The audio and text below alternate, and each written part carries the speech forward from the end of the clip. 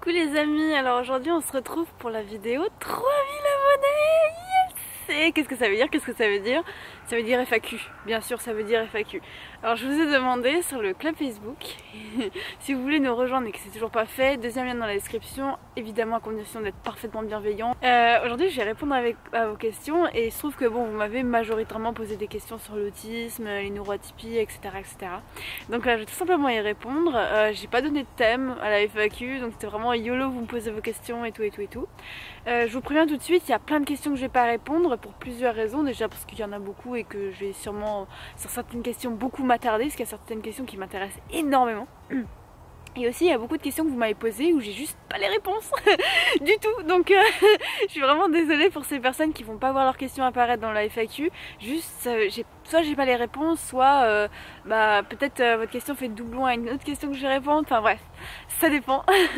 Mais ouais, la plupart du temps, il y a pas mal de questions que vous m'avez posées, j'étais en mode wow, mais j'ai pas la réponse à ça, je sais pas du tout. donc voilà, j'ai pas envie non plus de vous donner des mauvaises réponses, ce serait terrible quand même la désinformation, donc voilà. Donc c'est parti, on va commencer avec une question de Céleste, ok. Coucou, moi j'ai un gros problème avec les vêtements, surtout les étiquettes et couture. Quels vêtements sont adaptés à nous, aspi avec sensibilité, des marques, des types de vêtements? J'espère que ma question n'est pas trop hors sujet. Alors ta question n'est pas hors sujet parce qu'il n'y avait pas de sujet tout simplement. Donc vous pouviez poser n'importe quelle question. Les seules questions hors sujet c'est les questions haineuses et méchantes. Donc voilà. Donc alors pour répondre à ta question, moi personnellement j'ai jamais eu trop de mal à me trouver des vêtements. Et en vrai ça m'arrive, moi je commande majoritairement sur internet parce que j'aime bien choisir mes vêtements avec beaucoup de soin et tout. Et généralement quand je vais dans les magasins je trouve pas ce que je veux exactement et je commande sur internet et tout. Et ça m'est arrivé aussi de commander des vêtements qui sont pas confortables et au final je les porte jamais parce que juste ils sont pas à l'aise et tout. Mais en gros moi je m'habille majoritairement chez Sirius, c'est une marque que je surkiffe depuis des années, je m'habille quasiment que Sirius. Ça m'arrive de temps en temps d'acheter chez d'autres marques mais bon sinon c'est Sirius. Généralement les vêtements sont très confortables, j'achète toujours au rayon enfant donc du coup c'est même pas vraiment cher et tout. Bref, ça c'est juste pour te dire mon truc personnel, je me sens très à l'aise dans les vêtements Sirius. Ceci dit, maintenant si moi j'ai l'impression que toi t'as vraiment une vraie sensibilité. Alors ça y est, j'ai un peu de problème avec le soleil. Ah là c'est bien, non? Oh, on a un bel éclairage là. Ok, mais j'ai entendu des autistes dire qu'ils achetaient majoritairement leurs vêtements en friperie. Parce qu'en fait, quand tu achètes tes vêtements en friperie, bon, en dehors du fait que c'est pas cher, etc. Les vêtements en friperie sont déjà portés et du coup, le vêtement usé est plus confortable, plus cosy en fait qu'un vêtement qui est neuf, d'accord? Donc moi j'ai jamais essayé, personnellement j'achète jamais en friperie, enfin j'achète pas beaucoup de vêtements en général, donc voilà, je suis pas une shopping mania et tout, mais voilà, si ça peut être un conseil pour toi, essaye peut-être d'acheter des vêtements en friperie plus que des vêtements neufs, voilà. Et puis sinon bon à toi de trouver en fait tes marques quoi, je veux dire essaye un petit peu et en fait c'est à toi de savoir par rapport à tes sensibilités à toi ce que tu trouves le plus confortable. Moi j'ai trouvé ma marque. Alors cette question là elle m'a beaucoup question de Cédric. Alors j'étais au travail quand j'ai lu cette question. J'étais littéralement en train de prendre ma pause déj et je lis ça. Je voudrais savoir à quel moment de ta vie tu as relativisé sur le fait de ta propre mort. Et je te remercie pour tes vidéos et ateliers. J'envisage éventuellement de continuer cette quête de sens, d'acceptation de soi. Alors quand j'ai reçu cette question je me suis dit mais what. Ah, je m'attendais pas à ça.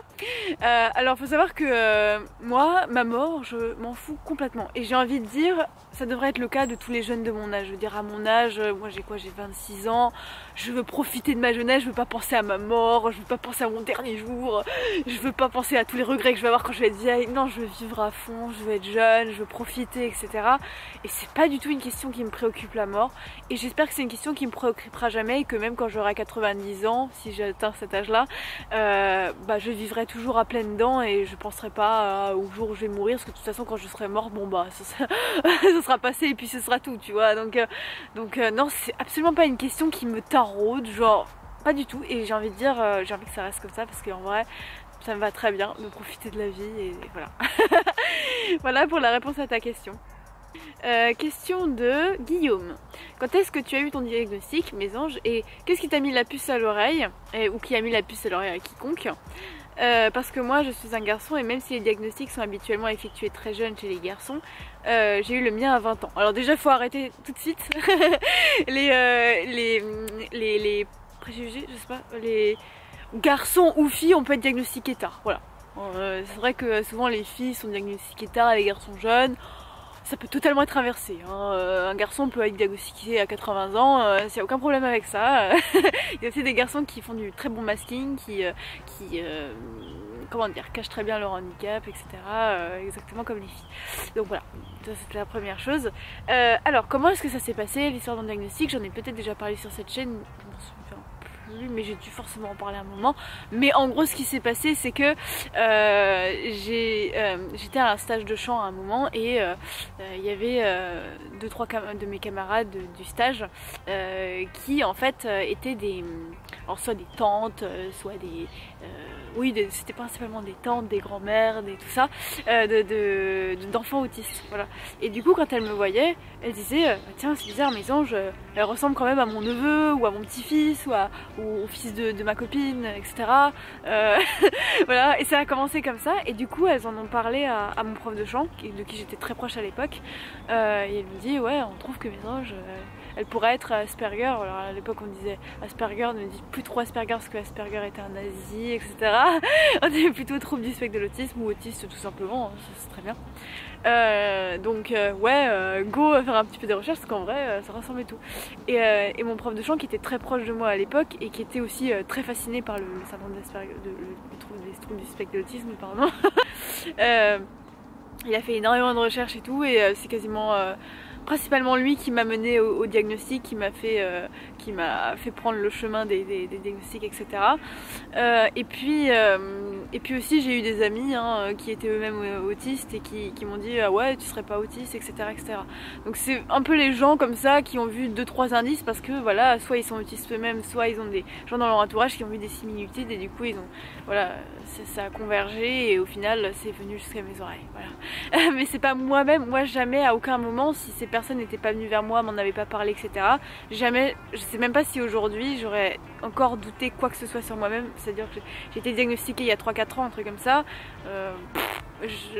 J'aurais jamais pensé faire faire les démarches moi-même. Alors ensuite, question 2. Alors attends, je cherche ton pseudo. Si tu veux que je te mette un pseudo, oui, Maki. Ok, Maki. Question, est-ce que tu as l'impression que les traits autistiques empirent en vieillissant? Alors perso, je suis pas vieille donc je peux pas te dire. Mais il y a une chose que je peux dire par rapport à mon échelle à moi, de fille qui a 26 ans. C'est que moi je vis beaucoup mieux mon autisme. Et quand je dis beaucoup mieux, on parle de 4 fois mieux. Hein. 4 fois mieux, au moins. Voire 5 fois mieux. Je vis 5 fois mieux ma différence que quand j'étais ado, enfant. Pourquoi? Parce que déjà quand j'étais enfant, je vivais toutes mes difficultés sociales de plein fouet parce que non seulement j'étais autiste, mais en plus j'étais inexpérimentée parce que j'étais enfant. Hein, donc aujourd'hui j'ai appris plein de choses sur les règles sociales, j'ai appris ce qu'il faut faire, pas faire, j'ai appris à comprendre qu'est-ce qui est gênant, qu'est-ce qui est pas gênant, comment il faut parler aux gens, etc. Enfin moi j'ai appris tout un tas de trucs et aujourd'hui que je suis un peu plus mature entre guillemets, et ça il y a beaucoup de gens qui viennent me le dire, que j'ai gagné en maturité de manière spectaculaire, c'est tout simplement j'ai appris les règles sociales, les choses qu'il faut faire, pas faire, etc., etc. Et du coup je vis beaucoup plus harmonieusement avec les gens autour de moi. Par contre ouais, il y a peut-être un truc que je peux rajouter, c'est que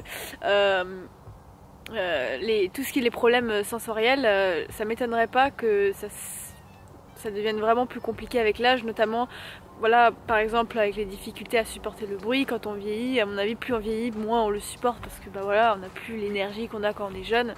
Et je pense que oui, par rapport à tout ce qui est sensoriel, ça peut empirer quand on devient plus âgé. Alors question 2, alors pareil, je regarde s'il y a un petit... Non, il n'y a pas de pseudo. Bon, Delphine alors. Delphine demande comment ceux qui ont vous ont suivi pour le diagnostic de l'autisme ont pu mettre de côté vos symptômes du mutisme sélectif. Par exemple, le mutisme sélectif engendre souvent un retard dans les compétences sociales, mais qu'est-ce qui fait qu'ils ont déduit que le fait que de vos compétences sociales aient été liées à une différence structurelle, si je peux dire, c'est-à-dire l'autisme, plutôt qu'au conjoncturel imposé par le mutisme. Wow, les mots que tu emploies sont incroyablement compliqués. Alors, félicitations pour ton vocabulaire, c'est un truc de fou, j'admire. C'est pas du tout une moquerie en vrai. Juste pour... voilà, c'est très intéressant comme question. Alors, peut-être pour vulgariser un peu et dire dans des mots plus simples, hein, parce que effectivement notre amie a un magnifique vocabulaire. En gros, ce qu'elle est en train de nous dire, c'est que bah voilà, dans le mutisme sélectif, c'est-à-dire le fait de ne pas parler à la plupart des gens, hein, sauf entourage très proche, enfin dans mon cas c'était comme ça, je parlais pas du tout je parlais à personne sauf à ma famille très proche, et du coup je ne socialisais pas avec les gens et du coup j'apprenais pas toutes les compétences sociales qu'apprennent les enfants normalement. Personnellement, les compétences sociales, c'est pas du tout le truc dans lequel je suis, enfin je suis pas non plus mauvaise en fait. D'accord, ça c'est la première chose à dire. Et en fait, généralement, mon autisme a été diagnostiqué sur bien d'autres choses que juste mes compétences sociales, et notamment mes particularités sensorielles, mes passions, mes passions des vents, aussi ma manière de traiter les détails, parce qu'à un moment dans le diagnostic, on vous donne un livre en fait, avec plein d'images, et en fait vous devez raconter une histoire imaginaire par rapport juste aux images que vous voyez en improvisant un petit peu comme ça. Et généralement les autistes ont une manière très particulière de faire cet exercice, et du coup pareil là ils ont tout de suite vu, ah oui voilà il y a un fonctionnement qui est particulier, etc., etc. Donc en fait c'était beaucoup moins complexe que ce qu'on peut croire. Quand j'ai fait des exercices vraiment typiques de mise en situation sociale, donc par exemple on me dit voilà là il y a une personne qui rentre, elle va dire telle chose, et donc toi comment tu réagis, pourquoi est-ce que telle personne va réagir comme ça, bref, typiquement les compétences sociales desquelles on parlait dans la question de Delphine, dans ça j'étais assez bonne, genre j'avais des bons résultats et tout, enfin il y avait aussi des moments où je savais pas du tout répondre, bien sûr, hein, voilà, je reste quand même une personne atypique, voilà, mais j'étais pas nulle quoi, enfin je me débrouillais et tout, j'arrivais quand même à deviner les intentions des gens, etc., etc. Donc en fait ça s'est surtout deviné sur des trucs qui sont périphériques au social, dans mon cas en tout cas. Surtout qu'en tant que fille Asperger, j'arrive assez bien à m'adapter, etc., etc., à faire du masque. Donc voilà, pour répondre à ta question, c'est vraiment, et puis encore une fois il y a mon père aussi qui a été interrogé sur comment je me comportais à la maison, etc. Enfin c'est vraiment, le diagnostic de l'autisme, c'est loin d'être seulement une évaluation de mes compétences sociales, voilà, c'est vraiment très loin, donc ça a été beaucoup moins complexe que ce qu'on peut croire. Malo, c'est ça, JB Malo. Ok. Internet et les réseaux sociaux sont-ils réellement bien ou une difficulté de plus pour les personnes comme nous qui avons des difficultés dans les relations sociales du fait d'un handicap avéré ou venant de problèmes psychologiques particuliers? Votre vocabulaire les amis, je suis impressionnée en vrai, vous parlez incroyablement bien. J'entends souvent des proches me dire d'aller sur internet pour me faire des amis ou trouver l'amour. J'ai l'impression qu'avec le recul ça n'aide pas forcément. Alors ouais, je suis d'accord. Voire que ça peut être encore plus difficile que dans la vraie vie, car les gens me semblent plus exigeants, plus zappeurs et encore plus basés sur le paraître. Voilà. Alors c'est une grande question. Moi j'ai jamais... alors en vrai internet c'est bien pour se faire de la compagnie, tu vois. Si par exemple oui tu suis des live Twitch, tu discutes dans le chat avec des gens ou dans des Discord, etc., c'est toujours bien. Mais pour se faire des vraies amitiés, c'est vrai que quand t'as pas la personne en face, on est toujours dans le paraître en fait, parce que quand on se voit pas en vrai, on voit pas tous les trucs du non-verbal de la personne, etc. En plus on a le temps de réfléchir avant d'écrire dans le chat, c'est un truc qu'on va... Donc tout n'est pas vraiment dans l'instant T et tout, et du coup c'est moins authentique, voilà. C'est le mot que je cherchais. En vrai, alors la question est assez large, parce que là tu demandais au début est-ce que internet, les réseaux sociaux, etc., c'est bien pour nous, etc., etc. Moi je continue de penser qu'internet c'est cool, voilà, parce que déjà internet me permet de faire cette chaîne YouTube, de partager tout ça avec vous, donc je trouve ça génial. Internet me permet de nourrir mes intérêts spécifiques, voilà, quand je suis passionnée d'un truc, que je m'intéresse, par exemple dernièrement je me suis un peu intéressée aux baleines, internet m'a permis en 2 clics d'aller trouver plein d'infos sur les baleines, etc., etc. Donc internet pour les autistes c'est quand même un outil formidable pour ça quoi, ou même pour se plonger dans son monde, etc., regarder des vidéos YouTube, se plonger dans un univers un petit peu, une bulle, ça c'est bien. Mais voilà, comme chaque chose extraordinaire, il y a aussi les dérives, etc., et ça je pense que c'est pas du tout un truc qui est que pour les autistes, je pense que c'est pour tout le monde en fait. Je pense pas que ce soit plus dangereux pour les autistes particulier, internet c'est vraiment pour tout le monde. Je pense que zapper, ce truc de voilà toujours dire next, etc., swiper comme tu dis, voilà, c'est pas seulement juste pour les autres, c'est pour tout le monde. C'est un truc qui... Ouais, il y a certaines personnes qui trouvent vraiment l'amour comme ça, puis pour d'autres ça peut être un truc hyper anxiogène, un peu authentique aussi, voilà. Et puis beaucoup de paraître comme tu dis, voilà, exactement. Donc c'est vraiment à toi de juger si toi tu trouves que c'est bien pour pour toi ou pas, voilà. Si tu y trouves un moyen de trouver l'amour que tu ne trouves pas à l'extérieur, bah tant mieux. Si c'est au contraire toxique, bah fuis. C'est vraiment à toi de juger, chacun a son expérience personnelle et du coup j'ai pas vraiment d'avis à donner là-dessus, étant donné que c'est très personnel, voilà. Alors, Fanny nous demande... pourras-tu nous parler de pourquoi tu n'as pas aimé les écoles d'art? Enfin une question qui n'est pas... Je suis assez heureuse parce que j'aime bien parler d'autre chose que l'autisme, parfois ça fait un peu du bien. Alors, pourquoi est-ce que j'ai pas aimé les écoles d'art? C'est un énorme sujet, je pourrais faire une vidéo entière là-dessus. D'ailleurs, encore une fois, je sais pas si ça vous intéresse, mais bon, voilà. Mais il faut savoir que les écoles d'art, enfin l'art contemporain, parce que j'ai été dans une école d'art contemporain, typiquement, l'art contemporain, il y a deux écoles. Il y a les gens qui pensent que l'art contemporain, c'est quelque chose où, voilà, et il faut le comprendre, etc. Et quand vous avez compris, vous êtes un petit peu l'élite de la société, etc. Parce que vous avez compris, vous êtes l'avant-garde, etc. Et puis il y a l'école numéro 2, c'est-à-dire les gens qui disent c'est de la merde, c'est que du caca sur un pédestal, l'art contemporain, etc., etc., etc. Et en fait, moi au début, j'étais un peu entre les deux, j'étais en mode... je suis sûre qu'il y a quelque chose, c'est pas possible qu'il y ait autant d'intellectuels qui se penchent sur l'art contemporain, si c'est juste du rien, en fait, il y a forcément quelque chose, il doit y avoir des théories intéressantes, il doit y avoir des choses à explorer, etc. Et au début, j'avais une fascination pour l'art contemporain qui était assez prononcée. Et c'est comme ça que je suis rentrée dans les écoles d'art, et notamment d'art contemporain. Et en fait, c'est vraiment quand je suis rentrée littéralement dans les écoles d'art que je me suis rendu compte que la plupart du temps, c'est juste du rien. Je suis vraiment désolée, il y a peut-être des gens qui me suivent et qui, depuis l'époque des écoles d'art, qui m'ont côtoyé dans les écoles d'art et qui vont peut-être être choqués par ce que je vais dire, mais j'ai discuté avec beaucoup d'étudiants, de soit ma promo, soit d'autres promos, etc. Il y en a beaucoup qui se sont retrouvés complètement perdus, qui faisaient des trucs qui n'avaient aucun sens et qui tentaient de le masquer devant le jury en créant des théories un peu bizarres auxquelles ils croyaient absolument pas et tout et tout. Et ça m'a vraiment dégoûtée définitivement de la plupart des œuvres d'art contemporain, hein, voilà, enfin on va dire ça comme ça, parce que quand je me suis rendu compte de ce que c'était réellement, c'est-à-dire la plupart du temps pas grand chose, c'est-à-dire vraiment bon bah pas plus que ce qu'on voit, hein, c'est-à-dire voilà, j'ai pas envie de rentrer dans les détails, encore une fois c'est difficile de résumer ça en quelques mots comme ça vite fait dans le sein d'une FAQ, mais j'ai trouvé voilà, et même l'ambiance en général était très toxique parce que il y avait beaucoup de conflits entre les profs, les élèves, etc. C'était très très bizarre. Les barrières entre eux étaient très floues entre les gens. Enfin bref, on savait pas trop ce qui était autorisé, pas autorisé. C'était très bizarre et j'ai vraiment eu, voilà, j'ai du mal avec les écoles d'art, vraiment beaucoup. Et voilà. C'est encore une fois difficile de répondre comme ça très très vite, hein, mais c'est juste pour dire que j'avais une admiration au début pour certains artistes contemporains qui ont complètement disparu quand j'ai vu l'envers du décor. Voilà. Alors cette question de Diane, qui me tient beaucoup à cœur. Voilà. Ta question, quand je l'ai lue, j'étais surexcitée. Voilà, parce qu'elle correspond à un épisode de ma vie qui est très fort. Je vais lire ta question. Question importante pour moi, voilà. Donc visiblement c'est pas seulement important que pour moi finalement. Est-ce que quand on est autiste, c'est normal de se créer un monde et d'avoir du mal à en sortir parfois, d'y penser parfois de manière beaucoup trop excessive? Voilà. Si tu me suis très assidûment, tu sais que quand j'étais ado, je me suis créé un monde imaginaire qui s'appelle Éolis. Voilà, il avait son propre nom. Et c'est un monde dans lequel j'ai vécu complètement dans ma tête de mes 10 ans jusqu'à, je dirais, mes 17 ans, un truc comme ça, donc vraiment mon adolescence.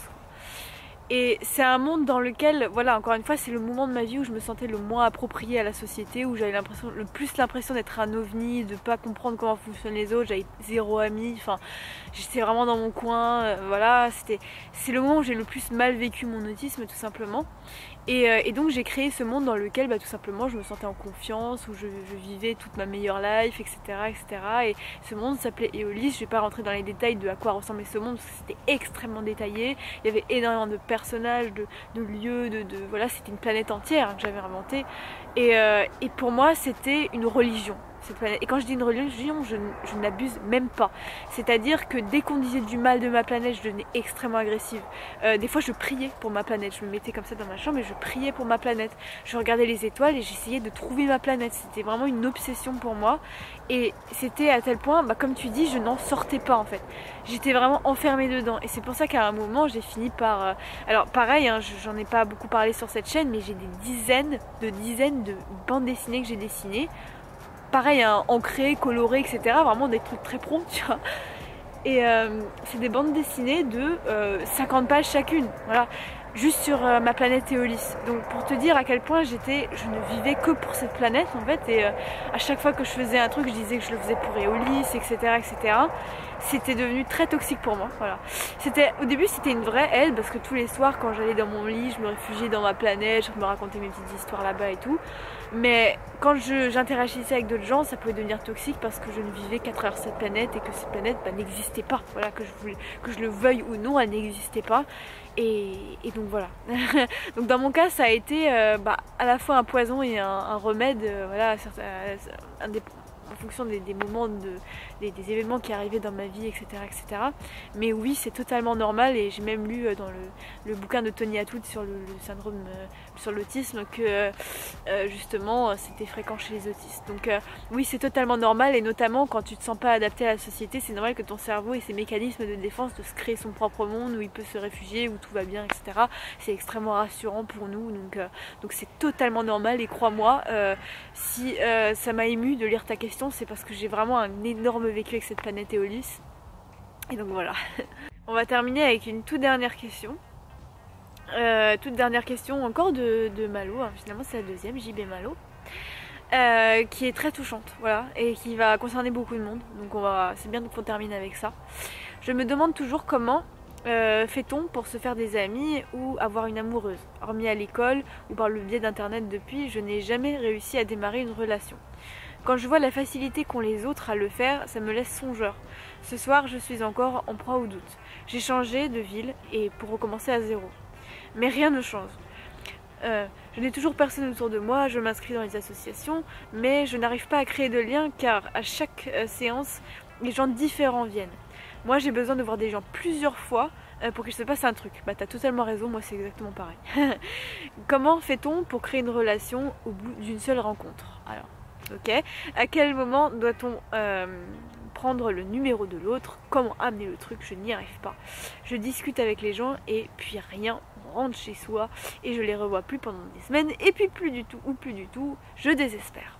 Alors gros soutien à toi parce que alors déjà faut savoir que t'as l'impression que peut-être tout le monde autour de toi y arrive facilement, etc. C'est pas vrai.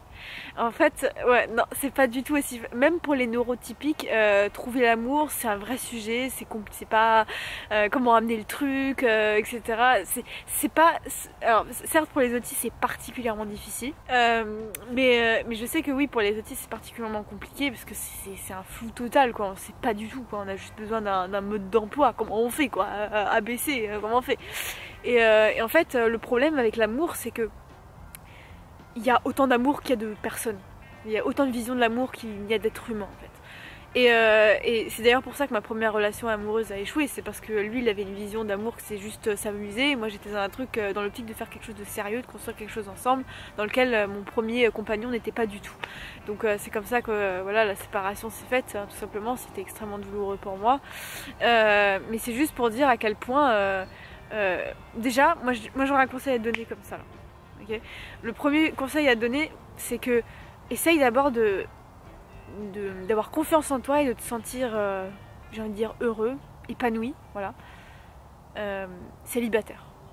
Essaye vraiment de... Je sais c'est dur et je sais c'est chiant à entendre, mais un des meilleurs conseils pour trouver l'amour, en fait, c'est d'abord d'être quelqu'un qui est bien dans ses baskets, qui a confiance en soi, qui a pas besoin forcément d'être en couple pour se sentir bien, quoi. Voilà. Et Et ça c'est vraiment quelque chose qui attire beaucoup les gens en général. Quand on voit que vous avez besoin de personnes, que vous êtes épanoui, etc. etc. Généralement ça attire plus facilement. Plus vous allez chercher, plus vous allez être en demande et plus vous allez repousser. Voilà, je parle à vous, je dis vous parce que je parle un peu à tout le monde. Voilà. Après encore une fois c'est pas une science exacte ce que je suis en train de dire. C'est pour ça que c'est difficile de donner des conseils sur l'amour et tout, parce que c'est absolument pas une science exacte. Et encore une fois il y a autant d'humains qu'il y a de visions de voir l'amour, etc. etc. Créer quelque chose dès le premier regard, etc. Pour moi c'est impossible. Moi c'est pas du tout comme ça que je vois les rencontres. Moi les 2 copains que j'ai eus et ceux que j'ai aujourd'hui, on s'est tous les 2 rencontrés en se voyant tous les jours, etc. Parce qu'on était dans un cadre, voilà. Mon copain actuel c'était au travail et mon copain d'avant c'était dans le chœur dans lequel je chantais, et on était partis en voyage, etc. ensemble, bref. Vous voyez, donc c'était voilà. Donc oui, je suis totalement d'accord avec toi, créer un truc dès le premier regard, c'est quand même assez, même pour les neurotypiques, c'est quand même assez... Faut être un dragueur un peu expérimenté pour réussir à faire ce genre de choses. Voilà, faut être avec des gens qui sont prêts, voilà, à tenter des trucs dès la première rencontre, et ça, en vrai, c'est vraiment pas facile, et je te conseillerais pas de tenter des trucs comme ça, sauf si t'as vraiment pas le choix et que t'as vraiment envie, hein. Mais oui, c'est extrêmement difficile. Mais vraiment, essaye d'abord d'être épanoui en tant que célibataire, et ensuite, essaye juste de... Comment dire? J'essaye de trouver un conseil qui soit pertinent et qui soit pas ridicule, tu vois, qui soit pas déjà vu, etc., etc. En fait, la plupart du temps, si c'est plus facile pour les neurotypiques, comme tu disais au début, c'est aussi parce que les neurotypiques sont généralement entourés de bandes d'amis. Voilà, ils ont des facilités à se faire des amis, ça c'est une évidence. Les neurotypiques, alors évidemment pas tous les neurotypiques, hein, mais la plupart, ils ont une facilité déconcertante à se faire des amis, à être toujours entourés de monde. Et forcément, quand tu es entouré d'amis, tu es entouré de gens que tu vois régulièrement tous les jours en fait. Et du coup, c'est beaucoup plus propice aux jeux amoureux, etc., etc. Hein. Alors que quand tu vois des gens qu'une fois comme ça, bah oui, bah c'est pas propice en fait. Il n'y a pas de moyen de créer un terreau pour faire pousser l'amour. Tu vois ce que je veux dire? Donc je pense que ça peut être un conseil aussi d'abord d'essayer de se créer un vrai cercle social, tu vois, de gens que tu vois souvent, etc., etc. Et pas des gens que tu vois un peu sporadiquement, un petit peu au hasard, etc., etc. Et peut-être trouver des clubs ou des groupes où vraiment, des gens que tu vois régulièrement, quoi, vraiment, et qui vous avez une même passion, vous avez des mêmes intérêts, des personnalités qui vont ensemble, etc., etc. Et encore une fois, oui, c'est extrêmement difficile, et encore une fois, oui, voilà, je pourrais pas te dire quel groupe en particulier là maintenant, mais tu as l'air de vraiment vouloir être déterminé à trouver quelqu'un, et pour ça, il faut mettre les moyens. Voilà, et malheureusement, il n'y a pas de moyens faciles en fait, et ça, voilà, faut le dire, quoi, c'est pas évident du tout. Mais encore une fois, si c'est facile pour les neurotypiques, c'est d'abord parce qu'ils sont entourés de base de beaucoup de monde. Voilà, parce qu'ils ont des facilités à se créer des cercles d'amis. Voilà, ce sera la fin de cette vidéo les amis. J'espère que ça vous a plu. Merci pour les 3000 abonnés. Si tu veux t'inscrire au petit journal secret, c'est le premier lien dans la description. Et pour nous rejoindre sur Facebook, le deuxième lien. On se retrouve très vite pour une prochaine vidéo. Salut, salut!